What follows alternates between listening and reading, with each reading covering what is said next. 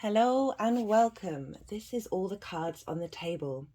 Today's video will be about the winter solstice that's happening on the 21st of December 2022, combined with the new moon in Capricorn that's happening on the 23rd of December 2022.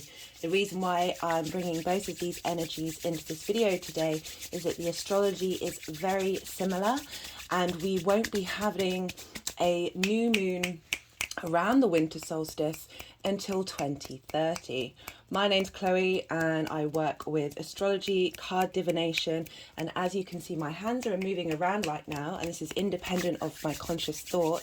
So I draw in multi-dimensional energies to help us heal and grow and understand what's going on in this 3D world a little better. So today, oh my goodness, right, the winter solstice. This is a very magical, poignant time of the year when the energies of the earth become stronger and magnified. This is about the turning of the wheel. I see the winter solstice as a new moon for the sun.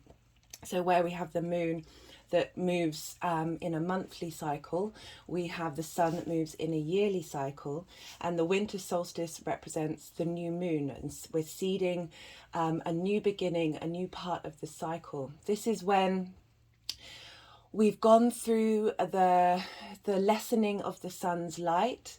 The winter solstice night on the 21st will be the longest night of the year. And traditionally, people would gather at stone circles, or it doesn't have to be at a stone circle, but would gather together and stay up all night telling stories, and then bringing in and welcoming in the energy of the reborn sun at sunrise. So after the winter solstice, we have this phenomenon where the sun doesn't look like it's moving for 3 days, and by that I mean we notice the arc of the sun changing day by day. This is how civilizations and groups of people would mark the passage of time by the way both the sun and the moon change in their orbit. And so for 3 days the sun will not move along the horizon where it sets, and this is a representation of the pausing of time. It's this space where we collect the energies and power of this still movement of the sun. It's a concentration. It's when this time of year is when the earth is closest to the sun. So even though it's the shortest time that the sun gives its light, it is its most potent and most spiritual. And this is where we get a lot of traditions where we see in a lot of cultures the avatar of the sun being reborn in physical form. In the Western world, that is traditionally Christ. In India, it's Krishna. And it pops up in numerous traditions where we have this rebirth, this new adventure in the individual, moving forward to help the collective. This happens in Capricorn, the sign of Capricorn. Capricorn is the final earth sign. It's the collective earth sign. It's a cardinal sign, and cardinal signs are Aries, Cancer, Libra and Capricorn. And Aries and Libra are the equinox, and they are the quarter moons, and we have the Cancer summer solstice, which represents the full moon. So cardinal comes from etymology. It comes from the word henge. Now, I was saying earlier that traditionally a lot of cultures gather around stone circles, which are also called henges. It comes another way of describing that is hinge. It's this ability to pivot from one part of the cycle to the next. the ability to open a doorway. So a hinge would be on a door, and you'd be able to, it would both keep out the outside world and enter into a different, doors are very commonly portals, so you're entering into a different space and arguably a different energetic space as well on a non-3D environment. Capricorn is the earth sign. It's about longevity. It's about tradition. And the way I see Capricorn coming up with this winter solstice and this new moon is, so usually we associate in potentially negative terms the hierarchical structures of society around us, the banks, the politicians, these structures that are supposed to have the individual's best interest at heart, but we're seeing on so many levels, and it's been consistent for arguably millennia, that this energy has been given negative connotations. But I want to bring it back to a deeper tradition, that of the human being, and that of our physical body and our health and our discipline and our routines, and how to facilitate this physical body internally as an individual, and bring health and harmony to it, so we can, sorry if you can't see my hands, they are moving around my heart chakra, and so where was I? So that's it. Yeah, it's funny that they wanted to get out of shot and focus on my physical form, because I see it as creating habits, long-term habits, and this is particularly linked to the new moon, that will sustain our physical being to help us move forward in these difficult times and start this new cycle with a deep nourishing, grounding practices that will sustain us. So I regularly pull 2 cards before I do these readings to get an overall theme of what's going on, and one of the cards that I pulled was the animal. Now I'm going to read directly from the book. This is Kim Krans, The Wild Unknown Archetypes deck. It's a wonderful deck, and her words are very poignant. The animal, the beast, the wild one, the she-wolf. We are mammals. The hair on our chest and between our legs remind us so. We try hard to deny our unrefined animalistic nature, yet through this archetype we tap into power and direction. Activating the animal means reawakening our relationship to nature in the most broad and embodied sense. Drinking from waterfalls, roaring at the moon, opening eyes underwater, eating berries from the vine. The life force of our planet begs us to sit down and set down the devices, the constraints, and the social constructs, and remember the warm blood that pulses through our veins. The animal longs for breath, food, procreation, and physicality. It wants soil under our nails and starlight on our skin. If this all sounds terribly unsophisticated to you, take note that it is said that when the Buddha became enlightened, he roared like a great lion. Now, I was initially a little bit surprised that this came up. I guess I was holding space for the negative connotations of Capricorn and Saturn in a global sense, and it made me really think about the people that I know who really embody Capricorn energy, which is how we start every winter solstice, and they always have this sense of as if they are mountains, as if they hold this long slow, deep, nourishing energy that restores that restores our monkey mind, the chattering space of our mind, and just gives it a sense of peace and a sense of stability.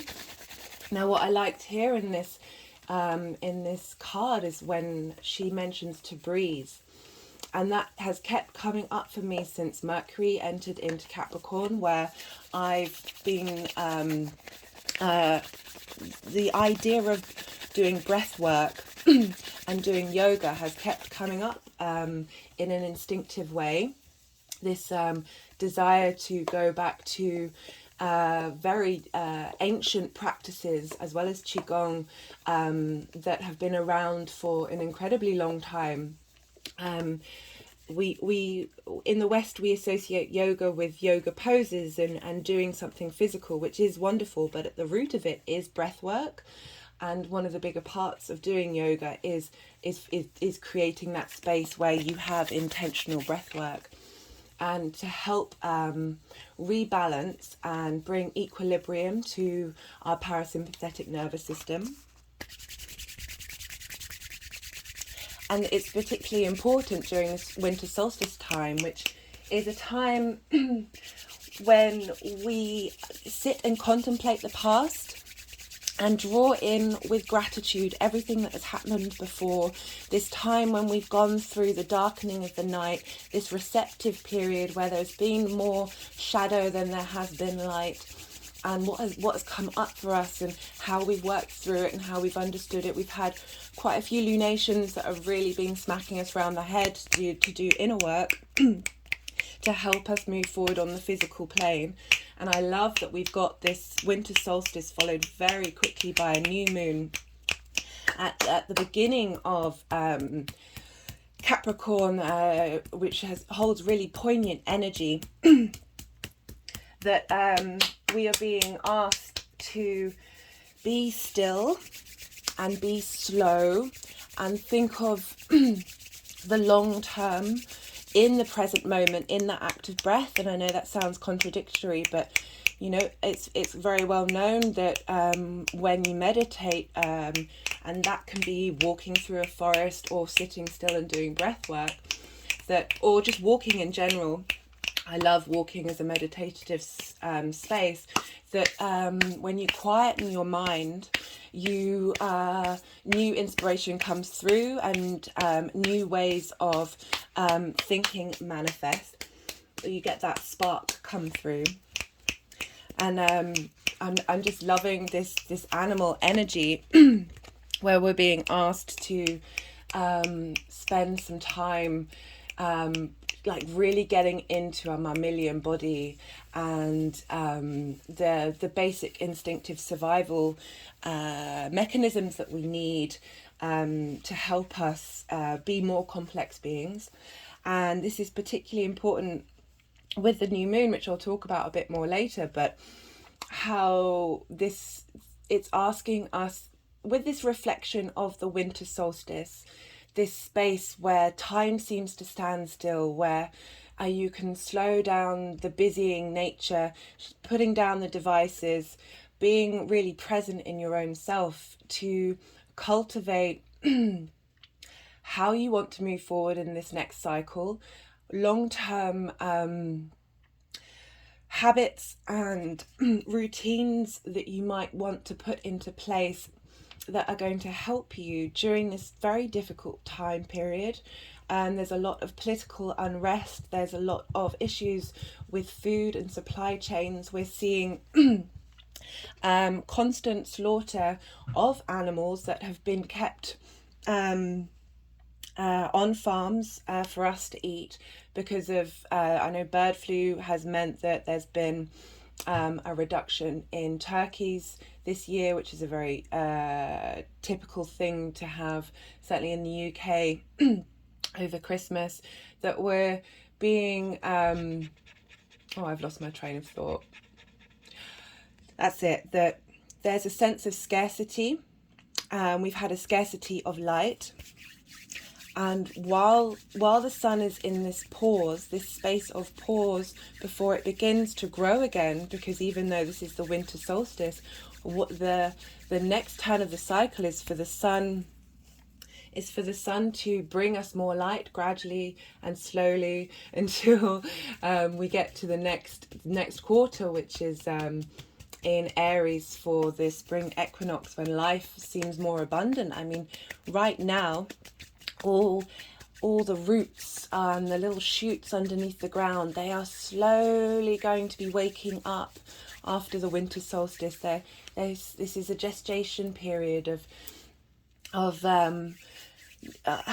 it's not going to be immediate what manifests out of this time, but it's interesting to see what comes up during this time and put manifestations out there of how you want this next part of your life to assist you.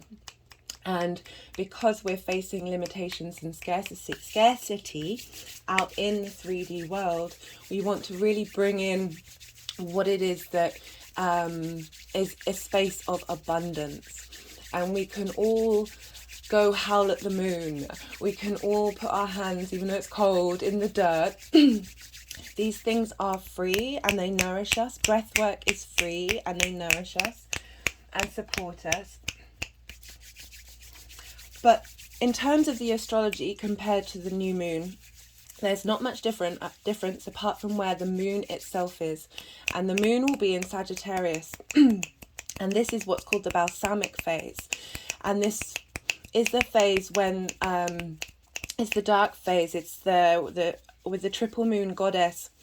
It's this phase is the crone, and this is where wisdom comes in, where you've gone through that cycle to the full moon and then the full moon to the new, that you are accumulating all of that wisdom that you've learned over this period. And I really like that it's the balsamic moon for the winter solstice, because this is letting us know that this deep, age-old, timeless wisdom will be drawn into the next quarter and then facilitated further by the new moon. We also have this deep sense of gratitude around the winter solstice, this ability to assimilate experiences and hold space for that gratitude and understanding of life, even the things that have been difficult. We still can find lessons within them and learn and move and grow and just be.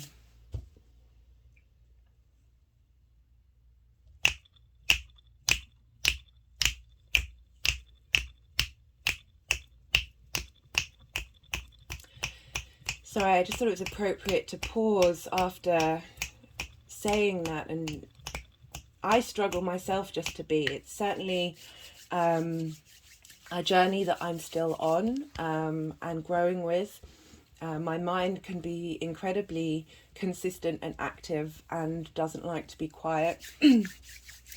And and so I do find meditation difficult, which is why I say I like walking as meditation and I like doing yoga as meditation, because I'm still having to move and do, and I need something else to keep my my attention span. My attention span is definitely something I plan on working on and setting new intentions with this new moon. But I'm just going to pull a couple of cards for the winter solstice to see what energy wants to come up and let us know where we're headed into this next cycle. And so with this pausing of the sun, we then have on the 24th and the 25th, we have this rebirth, this rebirth of the sun, this reincarnation of the sun, where new light will be given, and the joy of the return of the sun, the return of the harvest.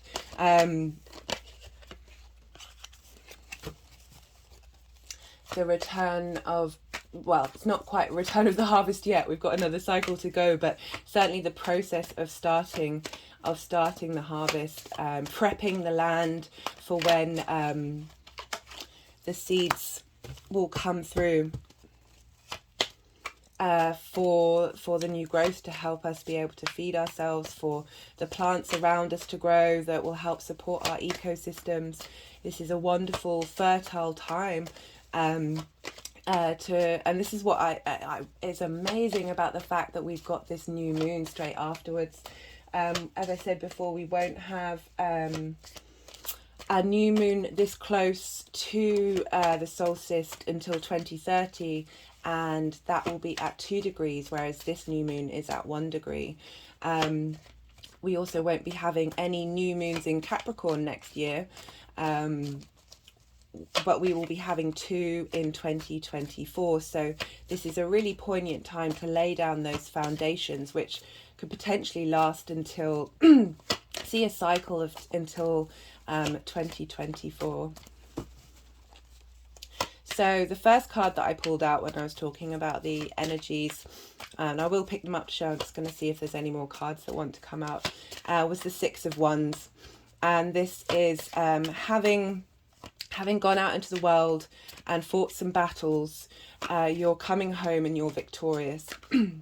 So I should imagine that we've all been through quite a lot over the last couple of years, and there will be some victories that we would have made despite everything that's been going on.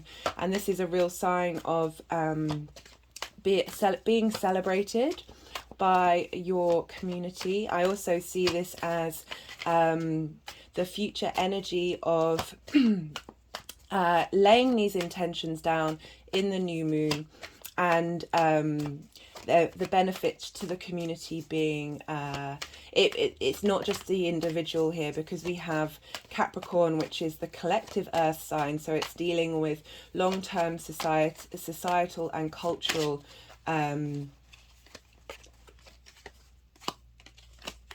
cultural developments, that the work that we're doing now. And I just I was thinking a bit more of a confirmation that this is the energy that's coming through as well for us, is the Page of Wands, which is helping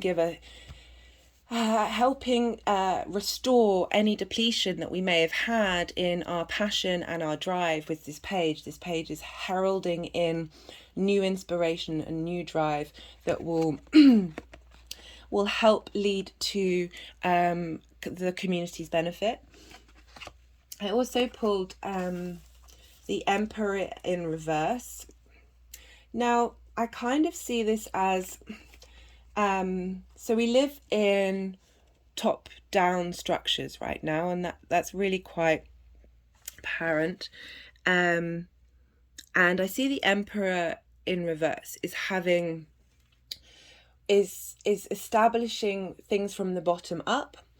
So rather than looking to the Emperor, and the Emperor sort of holds the space of all of the kings together, and it's also very yang energy, which is another way of saying masculine, but I like I've been drawn more and more to using yang and yin, or yin and yang, especially because of the yin and yang symbol that has an element of each. There's some yang within yin and yin within yang, that we hold all of these energies within us. But this is a very action orientated, forward moving card, that what you're in dominion, and for it to be in reverse, I feel it's both holding dominion within yourself and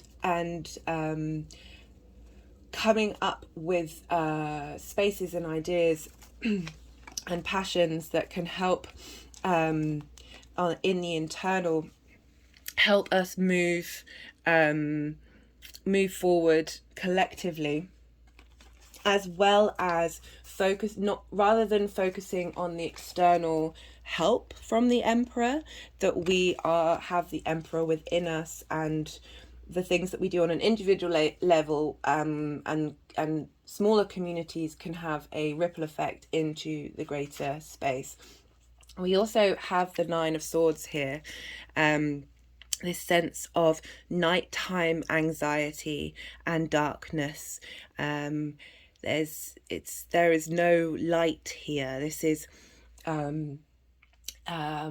this is that period before just at the winter solstice, and that space where the sun doesn't rise.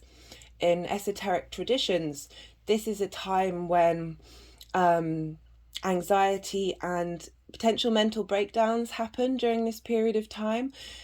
But with a lot of breakdowns, it's a breakdown to break through, where you then become reborn, and this idea of going through this anguish during this period and at least sitting with the anxieties that are very natural and very human, and sitting with them and giving them love and compassion during this time, bringing in the energies of the earth to ground and nourish you, can help turn this card upside down and be reborn with the sun, with that Christ energy, with the Krishna energy, and what other energy that you link into during this resurrection time, this rebirth time rather than resurrection. I mean, it's both. I mean, we have the cycle of life, death and rebirth, and they are all intermingled with one another. That, I mean, from my own personal experience in 2018, I had a breakdown during in the lead up to Christmas, and on Christmas Day is when I came through the other side, and I haven't looked back since. And I've been someone who's suffered with depression, with wanting to find the off button. And I'm sorry if this is triggering, but this is just a natural part of existence and the struggle that we're in. And I'm sure there's so many of us out there who are deeply struggling. I know that suicide has been on the rise dramatically, and this is something we have to address and deal with, because the world is difficult right now. We also, as human beings, have the amazing ability to adapt and survive. It's quite astonishing. But my point is that I have Saturn square my moon, and that can often be a sign for depression. And when I read my chart and understood that, it really took a weight off my shoulders, to know that was part of the first blueprint programming that this particular body and soul incarnation had. But my point is that there is always light. There's not always, and sometimes people are, in my, for my, the way I look at the world, there are times when souls need to pass and have other jobs to do in different ways, and I apologise if that upsets anybody. I certainly don't mean to do so. It's helped me understand certain situations with friends that I've experienced with, and also death in general, that we are in a constant state of flux, and things do change and things do move and shift, and take a moment to breathe if you're in this space. And I'm there with you.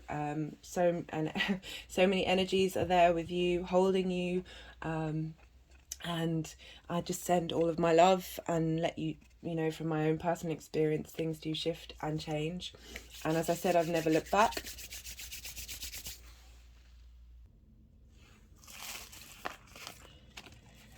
So I see this inner sovereignty that we have with the Emperor reversed. We have, at the time of the winter solstice, we have the Moon, Mercury, Venus and Mars all out of bounds. Now, I talked about the out of bounds energy in my last video, and this is when planets or luminaries are out of the boundary of the sun's movement. And so this means that these planets and the moon are able to receive and assimilate more galactic energy to to help us be able to come up with routines and plans and ideas for the long term during this new moon that we have going on. So I really like that. And speaking of the new moon, I will get to it, but and in honor of the ruler of this new moon, which is Saturn, I'm going to light a candle that is it's a black in color, if you can see, and Saturn is traditionally linked with black or sort of dark brown. So we have this new moon in Capricorn that's happening at 1 degree of Capricorn, and this is, so a lot of the astrology that I'm going to talk about in this new moon is identical to the astrology of the winter solstice, and I didn't want to repeat myself by doing it twice. So whereas the moon was in Sagittarius in its balsamic phase for the winter solstice, it is now moved into Capricorn. It is now starting a new cycle. And so Capricorn, it's about building things to last. It's about holding a wider viewpoint and this sense of reliability. It's an earth-based spiritual connection to nature. You know, as I was talking before, it's about really finding those practices that are linked to our, rather than the traditions that we link with Capricorn now, go back even further to the traditions of the human being, the traditions of this physical body that predate any of these structures that help us move through the space that we're in. These ancient traditions. This makes me think of what somebody told me to do. If you want to see more nature or more animals out when you're walking in nature, you should walk on the sides of your feet and try and look out of the sides of your eyes, sort of it's so you are not combative, and you're quiet. And if you do that for a little while, the animals will just appear around you because they don't see you as a threat. Now, Capricorn is yin energy. It's receptive energy. It's this earth, like, even though it's ruled by Saturn, which is traditionally masculine and yang, this real sense of the earth mother here. One of the crystals that wanted to be around today is chrysocolla, which is the goddess stone, and Ceres, the asteroid, which is in Greek is Demetra, was the earth goddess who was sister of Zeus and Pluto. So we have big earth energy. We have the solstice that is wanting us to sit and be still and rejoice in all that is around us. We're in the middle of winter, where everything is cold and bleak. I mean, I love it. I love walking, and I love the trees without their leaves, because then you can see all their structure. You can see, you know, the mimicry of the roots underneath. They're as above, so below. This interconnection of everything together.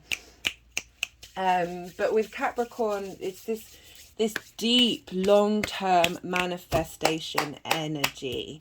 What we put down in our new intentions in this new moon are long-term goals. I find I have Capricorn in my 6th house of work and health, and you just get things done and you keep going, and there's this sense of long-term planning and trying to maintain what it is, where you're at in that space, if that makes sense. I'm So when I'm working in a day-to-day kind of way, once I'm doing a task, I will just keep going, and I have this awareness of whatever the task is that I'm doing now, even if it seems small, is part of a greater whole that needs to keep the momentum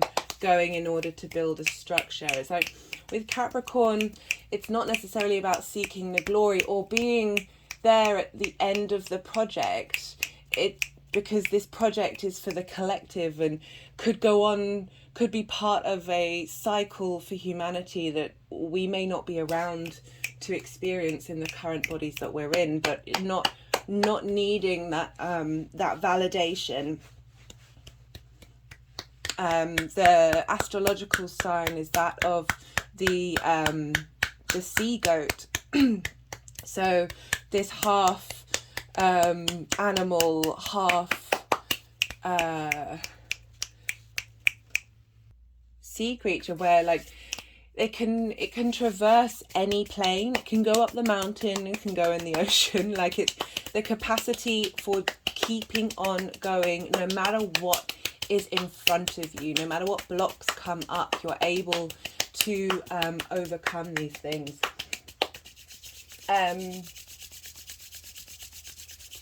So the astrology, we have the sun and the moon conjunct with a new moon, and we have the sun and moon squaring Jupiter at 0 degrees Aries. This is a big deal. This only happens every 83 years, where we have Jupiter ingressing into Aries at the same time, at the same degree as the winter solstice, and it's still relevant for this new moon, and it happens every 83 years. So with the cardinal signs at 0 degrees and 1 degree, also at 28 and 29 degrees of the mutable, it's called the world axis. So things that when we have planets or luminaries around, or asteroids around this space, this is big world energy. This turns up on the world stage. It has an impact, and it also has a big impact in natal charts. Yeah, so you're holding space for the whole of, in the same way that the Fool in tarot at 0 holds space for the whole of the tarot. The 0 degrees of the cardinals holds, or of any sign, holds space for the whole of that sign. So it's very big, intense wild card energy.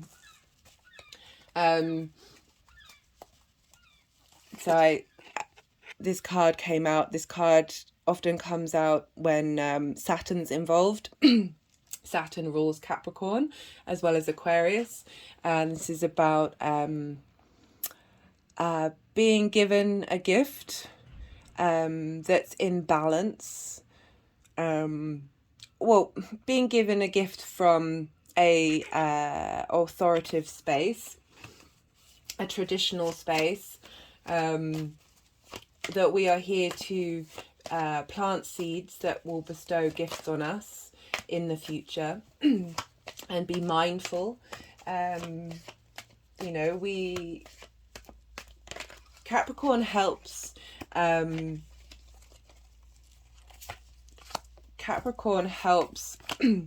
interestingly, as I was saying that, the Devil card came out, and this card wants to cross it, so it's sort of helping us break through habits that so in the Devil card, I don't know if you can see, you have two figures, and they have chains around them, but the chains are very loose. So it's saying we have habits that we are able to escape from.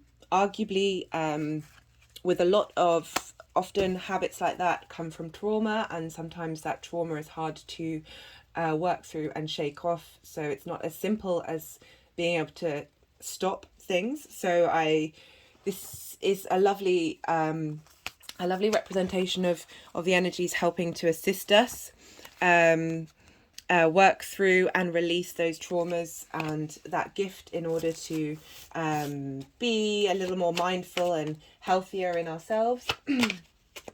So we have the sun and the moon in Capricorn, and as I said before, Capricorn is ruled by Saturn, and traditionally Saturn was the god of agriculture. So we have a lot linked to the earth and a lot linked to the cycles of how things need to go through darkness in order to come through in the light, how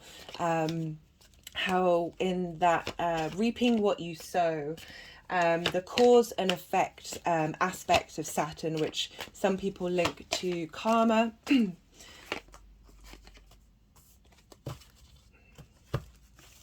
So we have the Five of Cups here, and that's where this individual is looking at these cups that have fallen over, this sense of that we may feel during the winter period that we have sorry,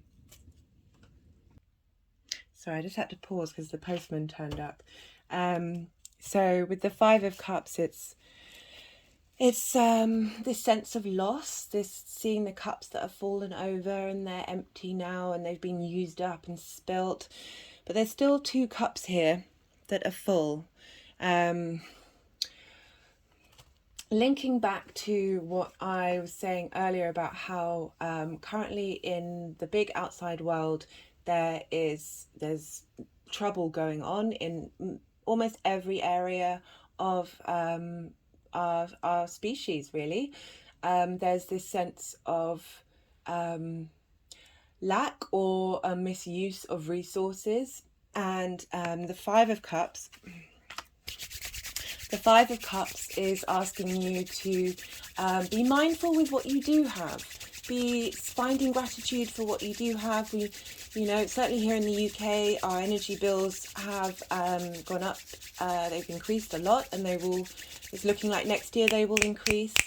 There's lots of strikes going on for a lot of areas where they're just not getting paid enough in order to live, and we're all having to tighten our belts, and it's part of a cycle and a process. As much as there is space for abundance, we can find that abundance in appreciation and gratitude, which again is what the winter solstice is asking you to do. That be mindful of what you spend your money on and how much excess you go into. I know that seems pretty harsh to say over the Christmas time, but Christmas didn't always have to be about buying millions of presents and having all of the decorations and all of the excess of food and drink. It was a time of being holding space for gratitude and for that and the people around you. As I said, it's a tradition with the winter solstice is to tell each other stories and entertain yourself in ways that are free, and acknowledging that there is a cycle with the seasons where there is a period of withdrawal and a period of lessening, and that there shouldn't be negativity linked towards that, because it's part of the overall cycles that we embody, and looking to be having that internal integrity and the ability to be autonomous and self-sufficient and self-surviving can lead us out of a space of dependence.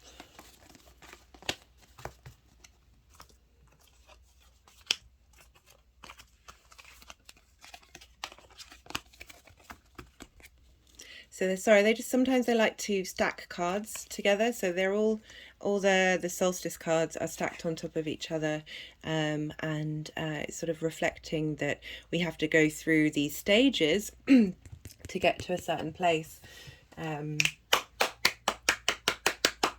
and that we're all capable of, you know, you think about how the Earth's resources are diminishing and we're not using them very well.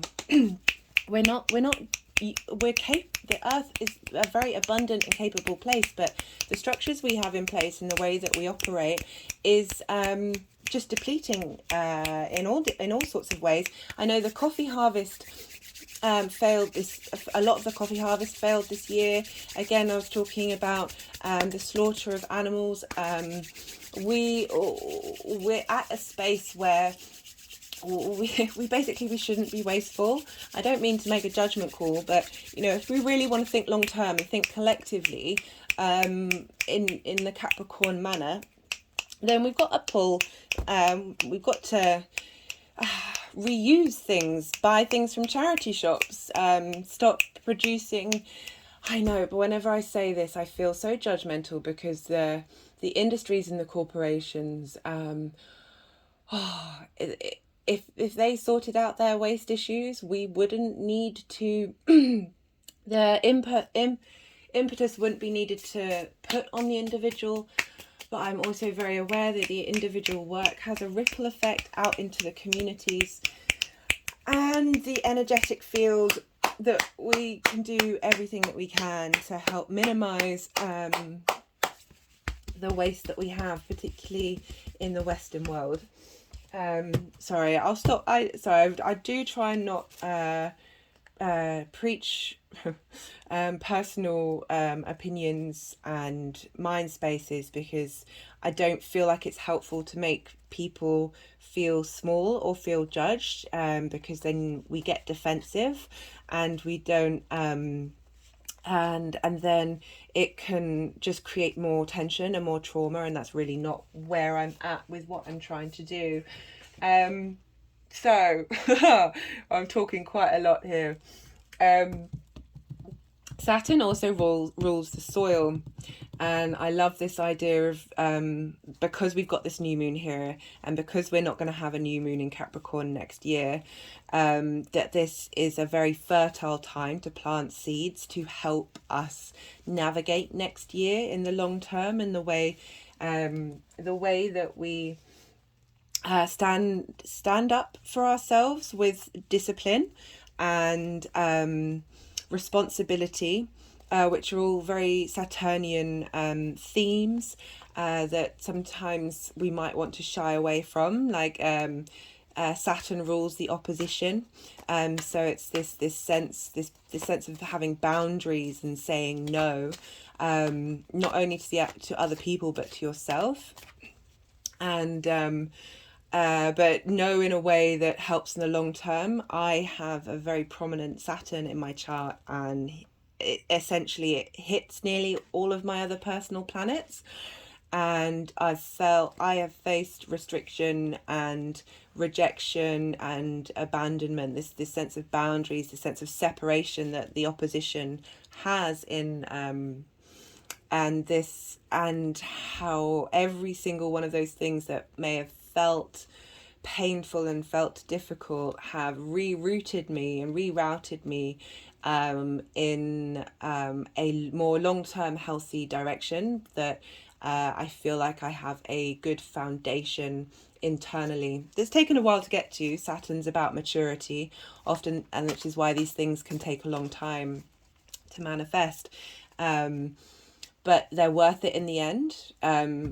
I always suggest to people looking at their charts, if they're going to be facing a heavy Saturn aspect, that in the future that you start doing the work as soon as possible, because then the impact of Saturn won't necessarily be as brutal as it can be.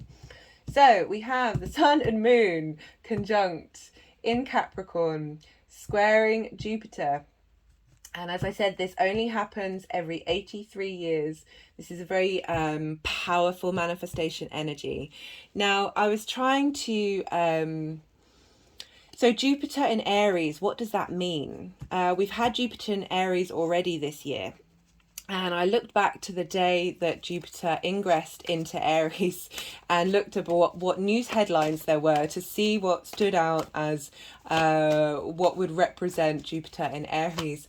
and this made me chuckle. So Mike Tyson had been in a legal battle with somebody because he got into an altercation on an aeroplane where he hit someone in the head. And the case was dropped against him on the day that Jupiter went into Aries. So Aries represents the first fire sign. It's the spark of life. They're very driven, very...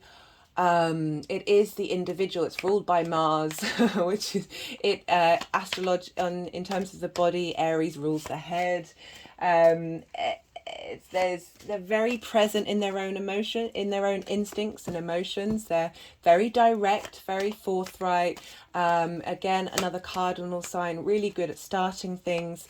It's the soldier that goes into battle headlong first, the defender of the individual.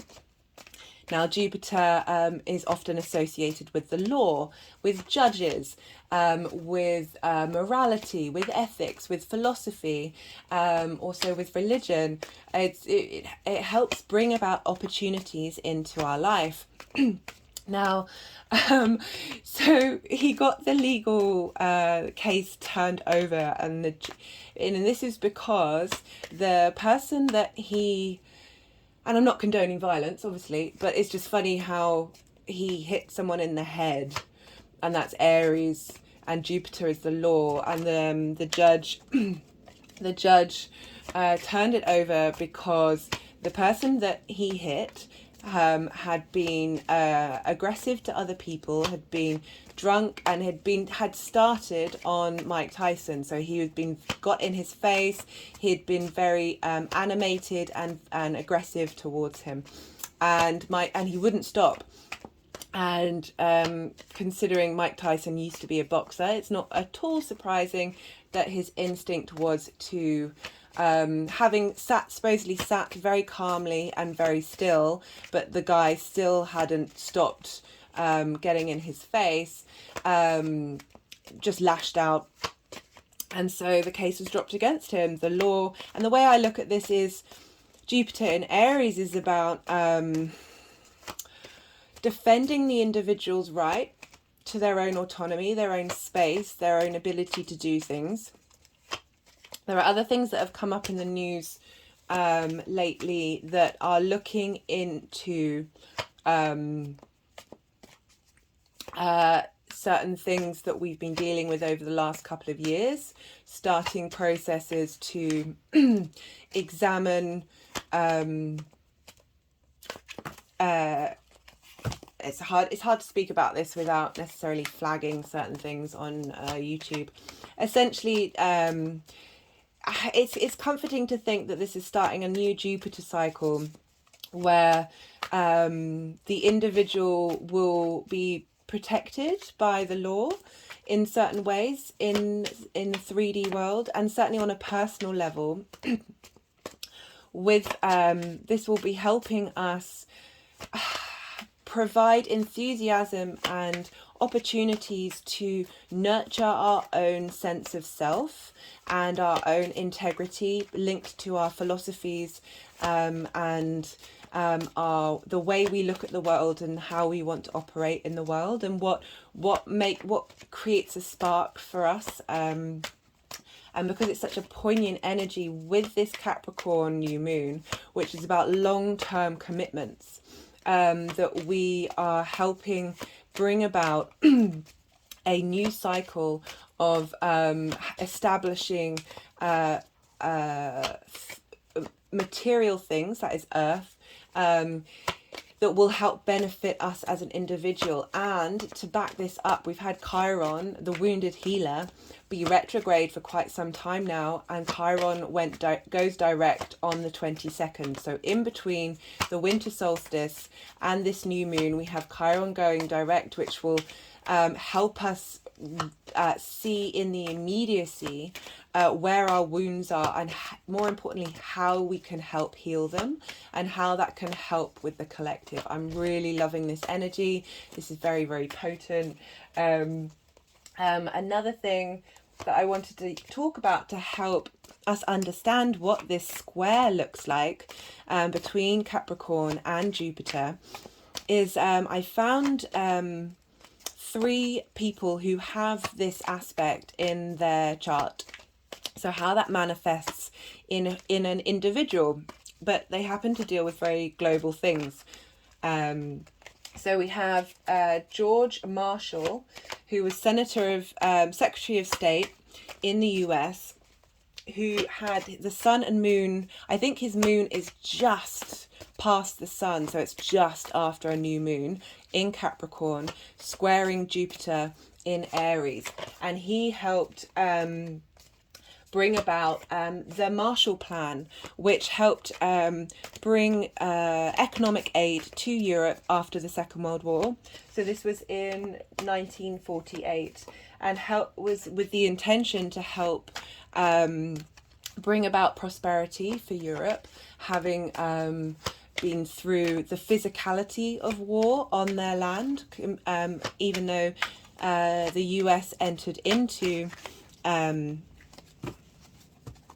the war, they didn't have it on the physical destruction of their land compared to that of Europe, and it was a huge sign of generosity for America to do that.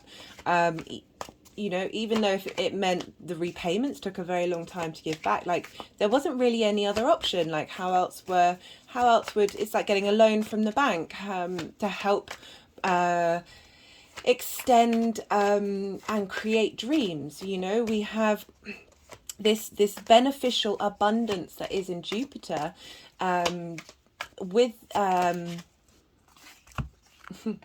the Wheel of Fortune just came up there, so helping us.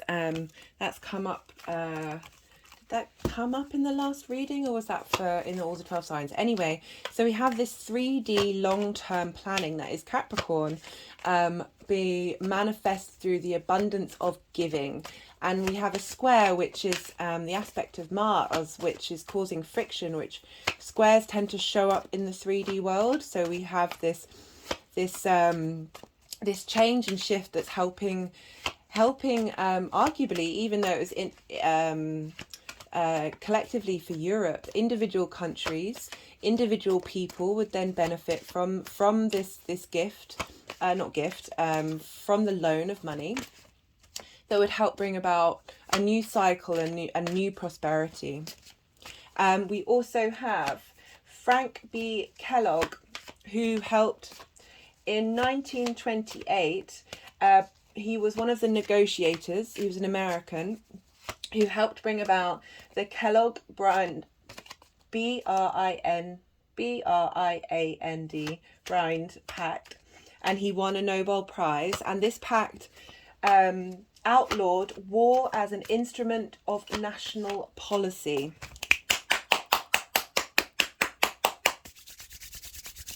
And this was instigated by America and France, and a lot of countries signed up at the beginning, and then eventually, I don't know if it's all the countries on the world, I didn't quite check that, but there was a huge amount of interaction from the whole of the world to sign up to this. Now, admittedly, the Second World War happened after this was signed, but what I'm focusing on is the energy that came about from this square between Capricorn and Aries with Jupiter and the sun. This guy only had the sun, he didn't have his moon, but I still feel that that's something that we can draw in, is this bringing about long-term nourishing goals that help the collective, help us build culture and focus on the welfare of the collective. And we can still do that on an individual basis. As I've said in so many of my videos, I find the inner work and our daily practices have a ripple effect to the outside world. And it may seem obscure at the moment to bring up this as a reference when, you know, traditionally we're always at war. There's always somewhere on the planet that's at war. This is part of our collective karma, something we have to deal with and move through. I'm not a fan. The song War, What Is It Good For? Makes me cry and scream and rage. I also hold space for the fact that if it hadn't been for the First and Second World Wars, it's very unlikely, well, I'm not saying it's unlikely, but the progression of women's rights would have not been as prominent if it hadn't been for the fact of the wars happening, and women were able to show that, you know, they're just as valid in the workspace as men. And on a more personal level, we have John Gray, who was an author, and he had Sun, Moon in Capricorn and Jupiter in Aries, and he wrote the book Men Are From Mars, Women Are From Venus. No matter what you think about that book, it arguably it could be controversial. I read some of it, not all of it, when I was probably my early teens, and I very much resonated with the male chapter, and then I find out that I've got a lot of air and fire in my chart, which are more yang, masculine energies. And my personal opinion is that we're here to integrate all of those energies and realize that we hold space for all of them, and that integration of self will help raise the collective consciousness, which is why we have so many such a prominence of this debate that's going on, in the world, that it's part of our journey of acceptance of everything and everyone. But there's lots and lots of nuances to that, and I won't go into that right now. But the fact that it's men are from Mars, women are from Venus, this helping people understand themselves as an individual. And he also has a lot of stuff in Libra, which is interesting for another aspect of this moon. That it's helping us as an individual understand how we operate in the world and interact with one another, even if it was done on a male-female divide, which arguably has its place, but is also there are spaces for other ways of thinking and interpreting. Again, going back to that yin-yang symbol, where we're holding the elements of all of it within each other. So I just thought those were really interesting examples of explaining the long-term opportunities and abundance in terms of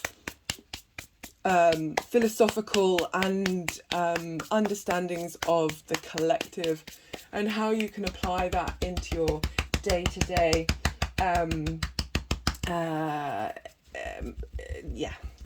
I've spoken about Chiron going direct.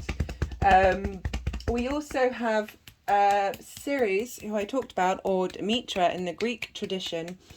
This is an asteroid, and she's at 0 degrees Libra, directly opposite Jupiter, forming what's called a T-square, which is an opposition with a point. So we have Ceres over here, Jupiter over here, and we have the Sun and Moon down here in Capricorn, or however it manifests on your chart. But there's this T element, and with the T-square we have an opposition and 2 squares, and the focal point of the T-square is with the Sun and the Moon. And so we have Ceres, the goddess of the harvest, the goddess of the land, in a lot of traditions, the kind of god setups that we have. Sorry, how do I wear this? So female goddess energy and goddesses were more prominent in the time period before we get the pantheons of these gods, and these pantheons then switch up and often demote the female goddess energy. But you know, if you think about it on a social structure, human basis, you know, what are we going to pray to? We're going to pray to the earth to help bring in a good harvest. We're going to respect and nourish the earth to help bring in abundance. And you know, this lack that we have going on in this world, with this war economy that we've got, that's just seems utterly ridiculous, and So this came out when I was talking about the war economy. And this represents feeling left out in the cold.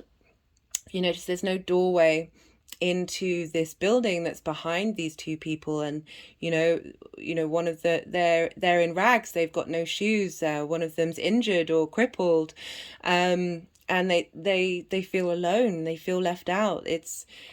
They feel without and lacking and not supported by their society. But what the Five of Pentacles leads into is the Six of Pentacles that we had earlier, and this bestowment of a gift from that community, from that structure, or from Saturn, or from the galactics, however you want to, however it may manifest in your world, or to yourself, from your higher self. So my finger is now rubbing on my third eye. And now my heart chakra and the solar plexus and the root chakra. So, yeah. So we, this is in relation to the war economy that is essentially excluding a lot of the population. There are riots going on, not riots, strikes and protests going on all around Europe, all in South America, in China. And I can't lie, I don't like to focus on the negative too much, but the reality is things are potentially going to get more turbulent before they get better. Sorry, I've got a tree outside my window and a robin just flew onto the tree as I was saying that. I got a bit distracted. That we have been stagnant in our response to how the authorities are shutting us out, and they may have been doing it without our knowledge or in various ways. We're so busy with our own lives, we're so busy trying to survive, it's hard to find the space to tackle these issues because they're just building and building and they seem to be coming from every direction. That people are now at breaking point where they're not able to just keep on going without having a voice and standing up for themselves.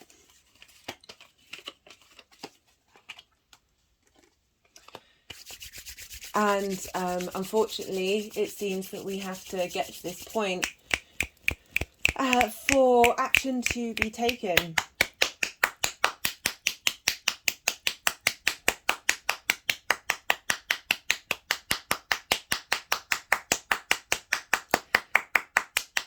So we were talking about Ceres, and she's in Libra at 0 degrees, and Libra is the air sign, and I feel and she's an earth mother goddess, and I feel we're going back to linking into breathing because it's an air sign, and finding balance and harmony. You know, Libra represents the scales, finding harmony in our own body through the act of breath. I think that's going to be crucial, and as I said, it's free. And we have that opposite Jupiter and T-squaring the sun and the moon. It's about so the mythology of Ceres and Demeter is that she had a daughter, Persephone, who was abducted by Pluto, the god of the underworld, against her will, and Demeter tried to get Zeus, Jupiter, to bring her daughter back, but he said no. But he sent Hermes, who is Mercury, down to the underworld to try and retrieve her. And because Persephone had eaten 6 pomegranate seeds, it meant that she had to spend a certain amount of time in the underworld with Pluto and the rest of the time she could be returned to her mother. And this is why we have this shift in seasons when Persephone isn't there. Ceres basically diminishes the life energy on the earth, so things don't grow in abundance, which is why we have the cycles of the season. So we have Ceres opposite Jupiter, and we have that with a T-square in the sun and the moon, and it's essentially acknowledging that space of lack, that withdrawal, that dark time. The Queen of Cups just came up, and I like that even though Libra is an air sign, I feel that this is highlighting finding that balance of emotions, of quite understandably the mother being furious and in agony at the loss of her daughter, of finding that balance of acknowledging separation. And when you give something away, you then receive benefits, and you have that sense of reunion.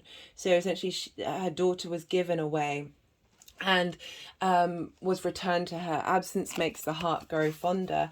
The more that we when having that one present that's been really taken care of and looked after.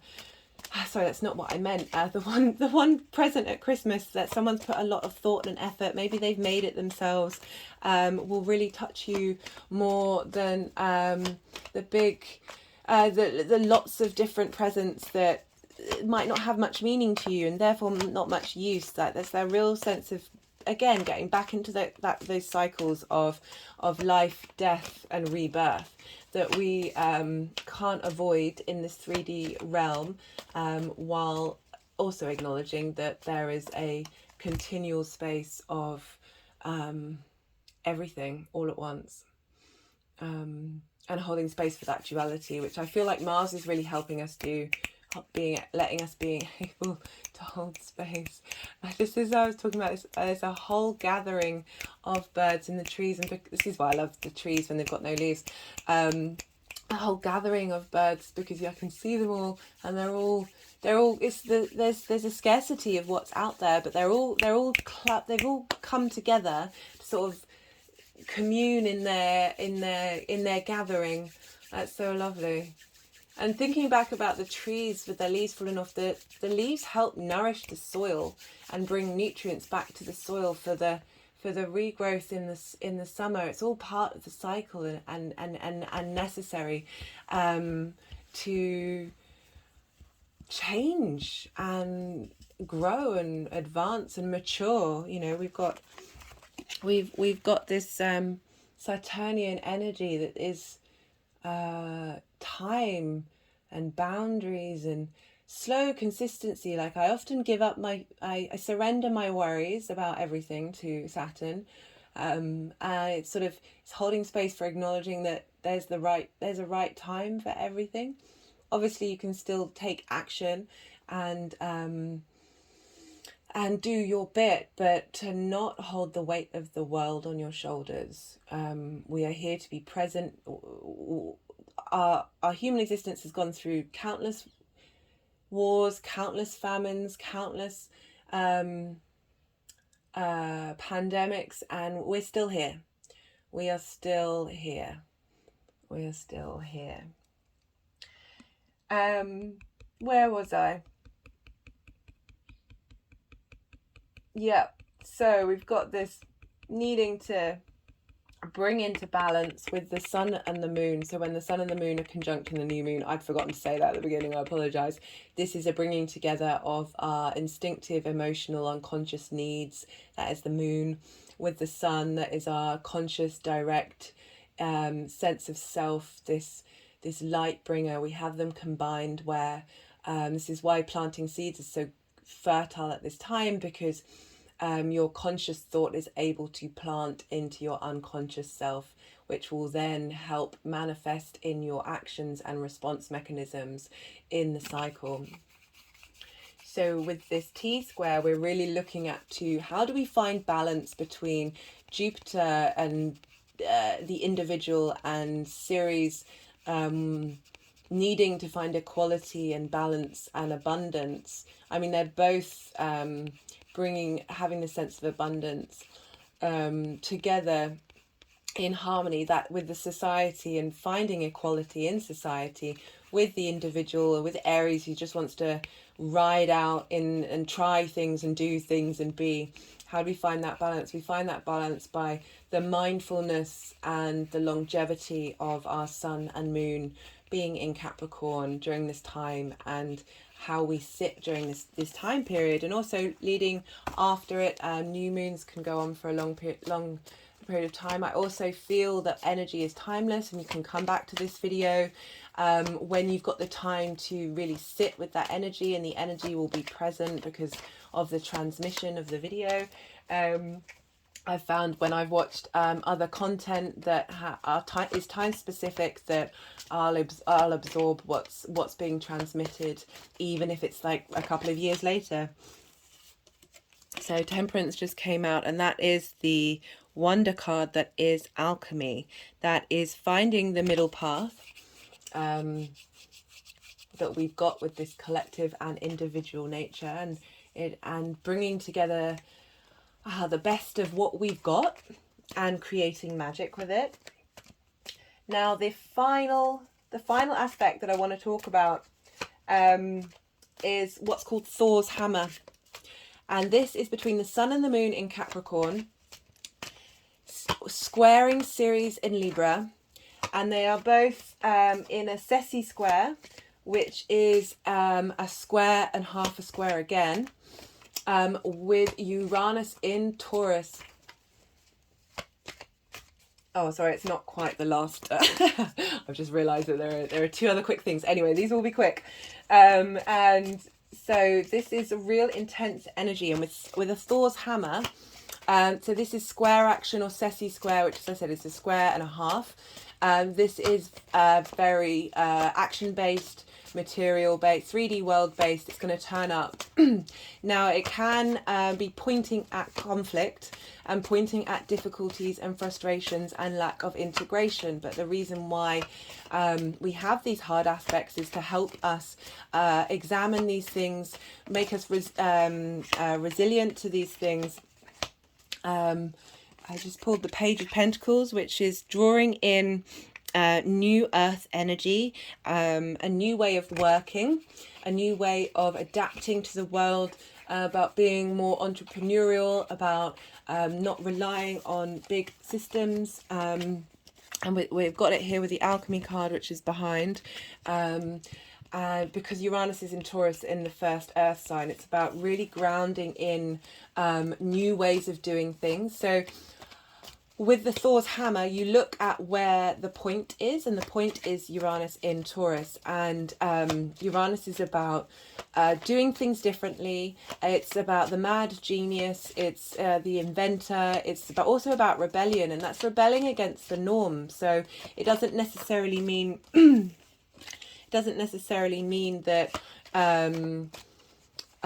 you are breaking things down. It just means that you will be doing things differently,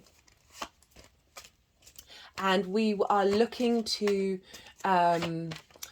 bring about the harvest series in Libra in an equal way, in a balanced way that brings harmony to our lives, with the conscious and unconscious new seeds that we're planting, that are going to help manifest in unique ways of doing things in the 3D realm, and helping us find unusual solutions to problems that can help break us out of the limitations that we are all in right now. I really like that's quite a powerful, with this abundant square energy with Jupiter as the individual, we're being facilitated with this new moon.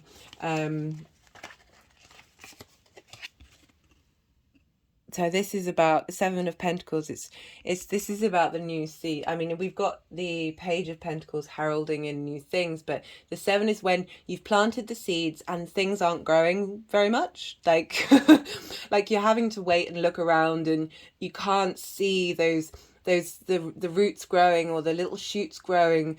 This is there might be a bit of frustration. You're like, oh, come on, come on, come on, come on. But realizing that, you know, you've done the groundwork. You're doing the groundwork over this time to help bring in longevity and create something in the 3D world. Now, I did say finally, but we've got, so what is the, and with Thor's hammer, you look at the ruler of the point, which is Uranus, and Uranus is in Taurus, and Taurus is ruled by Venus. And where is Venus? She's in Capricorn.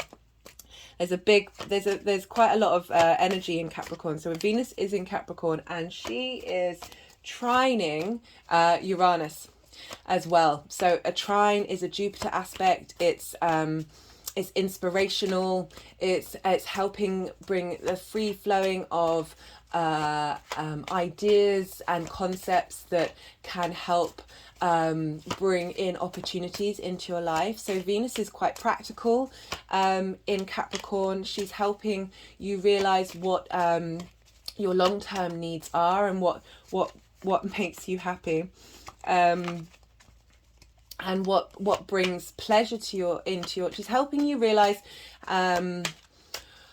all these energies that I was talking about Capricorn, in terms of they're not necessarily the fun and the gay and the frivolous and the beautiful, like the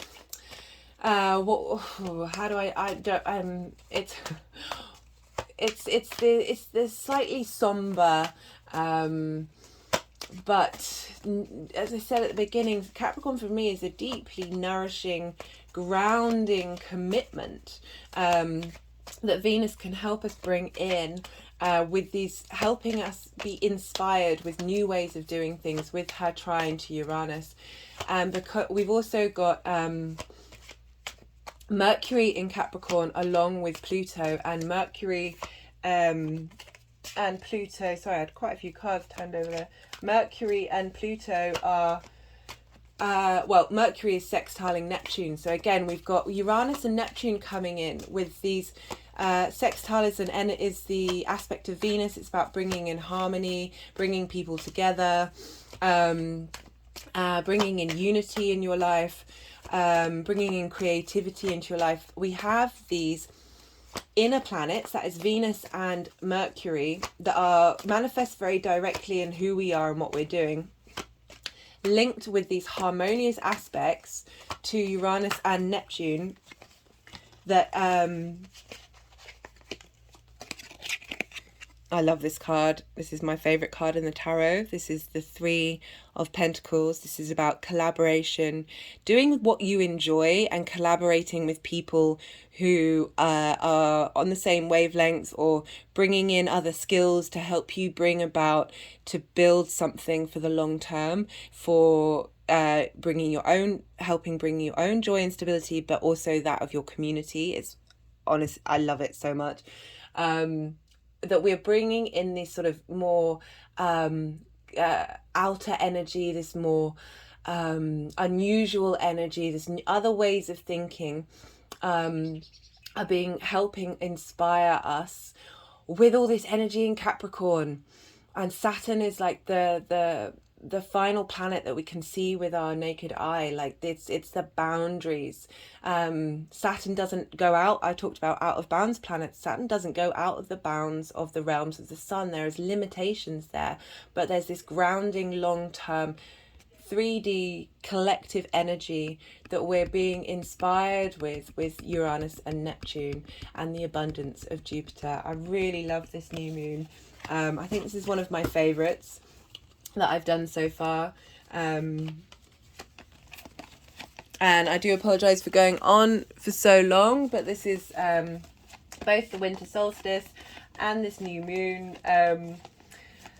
I think on a 3D, on a global level, we're going to see more scarcity and more riots and more frustration, but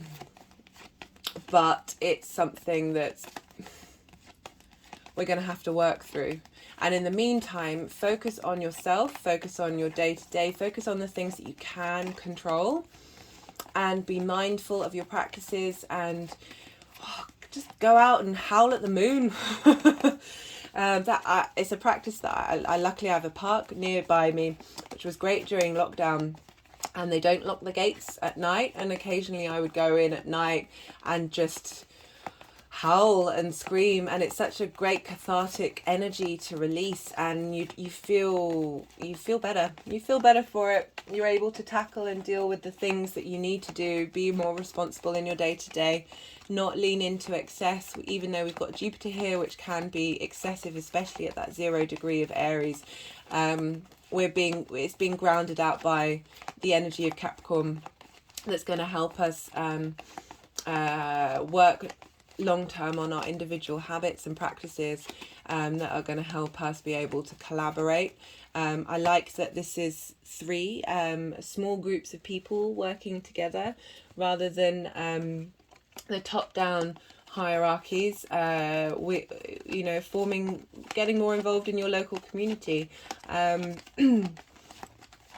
is going to bring about more of this tangibility that you are supported, and not only from your inner world but your outer world. So I'm wondering if so we have this card here that they haven't wanted me to bring it up so much yet. We also have a fair amount of crystals. I'll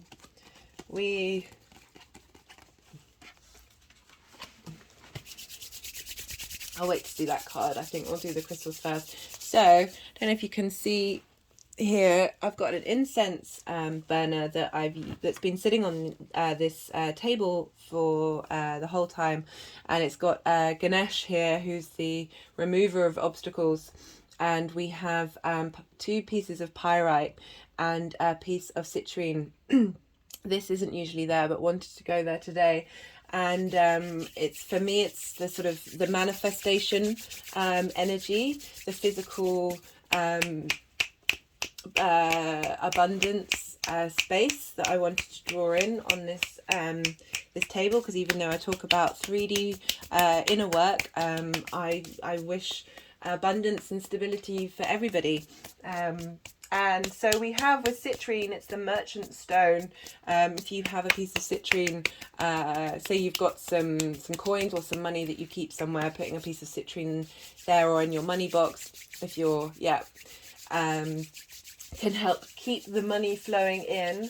It doesn't hold negative energy and dissipates and transmutes the negative energy around it, and helps for working out problems on physical and subtle levels. It's the problem-solving stone, which is so useful right now because there's lots of problems that we need to solve and evolve. That was a mixture of solve and evolve. That's evolve. That's hilarious. I used to do that quite a lot as a kid. I'd meld 2 words together. We also have pyrite, which is the protector stone, can diminish physical danger, which I didn't realise, and when I looked that up, it felt very poignant right now. It's been in the minuses here. I know there's lots of countries that have minus weather all the time, but it made my heart go out to all of those who are without power or aren't able to pay their energy bills during this weather, and that real sense of physical survival kicking in. It helps activate the nourishing energies of the body. So again, we're going back to that animal space where we're with this Capricorn energy of taking care of the body for long-term survival and strength. And when we've got a healthy body, we're able to get things done more. But the mind space is also very important to help maintain our will to move forward. So it symbolizes the warmth and lasting presence of the sun. And as we're going through this winter solstice, we're going through this hold space, this dark space, and then moving in and drawing in more light day by day and day by day. And I'm grateful for the pyrite here to help. I'll just hold. I'll bring it up at. Well, sorry, it's just that I have this part of my pendulum wanted to connect to it with the other crystals that I will talk about in a second. So I just thought I'd show this to you. And this is, as I said earlier, this is the goddess stone. She wanted to come through and help bring support in the material world. So we've got a shungite pyramid. And shungite is a powerful grounding stone and helps purify water. This can help integrate cosmic wisdom and karmic lessons, and helps bring light in times of darkness or uncertainty.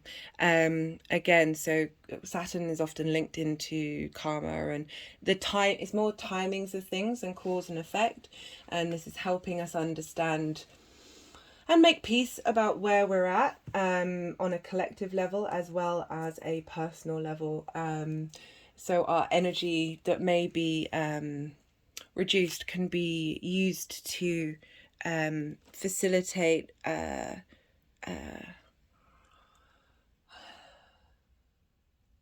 words have left me, help facilitate the ability to keep going, you know, and where's that? Where are you? And not stay in this space that we can all fall into. So we have lapis lazuli. Insists in enhancing wisdom, stone of total awareness, conscious attunement to the intuitive and psychic aspects of one's nature, helps us become objective about the subjective. So that's some really lovely, powerful, with this out of bounds energy and this Uranus and Neptune energy, helping us be aware of our surroundings and who we are, and understanding and bringing in some mindful qualities to our day-to-day. And then we have, let's see, can you see? There we go. And this is Chiron. Provides synthesis between heart and crown chakra, and combines higher spiritual dimensions with unconditional love from the physical plane. I really like that bit of bringing in the unseen with the physical plane and finding a balance between the two, and love. And love is the next piece is facilitates acceptance. And I was going to say love really helps us accept, like unconditional love really is an acceptance of what is. Enhances one's giving nature. As one door closes, another opens. Stone of transformation.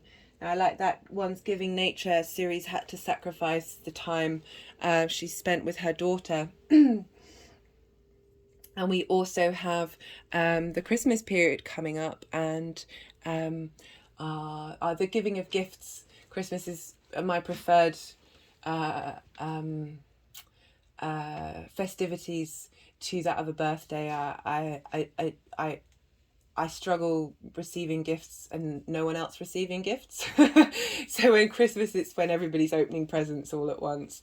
That real space of sharing is caring, which is one of my favourite phrases. We also have this crystal's come up before.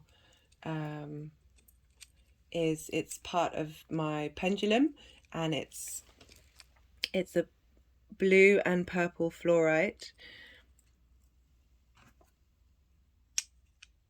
So just to hold these here, receive that energy. And blue and purple, so blue brings calm energy, helps direct energy to the appropriate medium, and purple brings rationality to intuitive qualities. It brings focus and concentration. Like we're very grounded right now. We're dealing with difficult issues and issues that may impact us in the long term.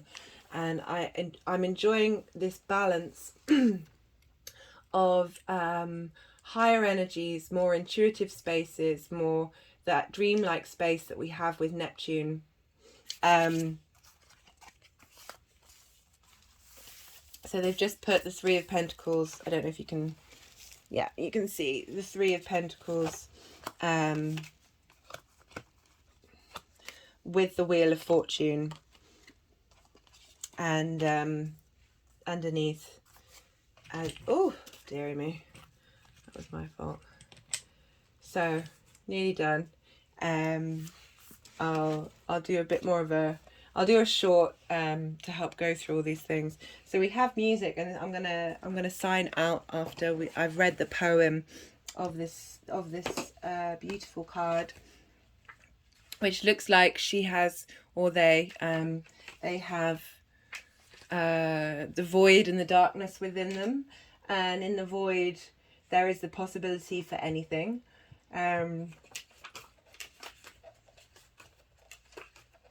It can't all be light, as much as light is wonderful and nourishing and what we need. The void is that space of complete surrender. So music. I am the beat and the rhythm of this moving world, and the rhythm of this world is me. Amongst lovers, even love screams my name. When it becomes drunk and playful, love can't help but spill my secrets. I am the rhythm of this moving world, the heartbeat of life. Bits of universe collide in their joy and unveil my faceless face. I am the water flowing in the river and the wine in the glass. Beware, this wine is here to shatter the glass. I am not meant to live small. For me to be, you have to disappear. Now, what I like about this poem is the rhythm of the moving world, the heartbeat of the life. With the winter solstice, we're really, and all the equinoxes and the fire ceremonies, we're really being asked to really tune back into nature, into that what we came from, and re-regulate ourselves and bring about a sense of peace in our physical form, but also I like that it's saying I'm not meant to live small. We have a great inner world and a great capacity to explore the untangible, and how